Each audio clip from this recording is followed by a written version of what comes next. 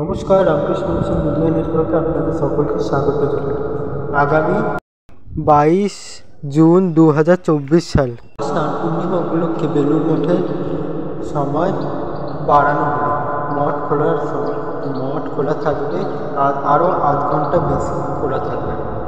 চলুন জেনে নিই যে মঠ আর কতক্ষণ খোলা থাকছে। আজ রামকৃষ্ণ মঠ ও মিশন নতুন সময় তাদের হোয়াটসঅ্যাপ চ্যানেলে দিল, যার মধ্যে দেখা যাচ্ছে যে মঠ আগামী 22 জুন 2024 সালে মঠ খোলা থাকছে সকাল 6টা থেকে 11:30 পর্যন্ত এবং বিকেল 4টে থেকে রাত 9টা পর্যন্ত মঠ খোলা থাকছে। তো এটি ছিল আজকে একটি বিশেষ আপডেট রামকৃষ্ণ মিশনের তরফ থেকে। তো রামকৃষ্ণ মিশন মিডিয়া নেটওয়ার্কে আমরা আবার রামকৃষ্ণ মঠ ও মিশন নিয়ে আবার নতুন কিছু ভিডিও নিয়ে উপস্থিত। ততক্ষণের জন্য আপনাদের সকলকে জানাই ধন্যবাদ ও নমস্কার।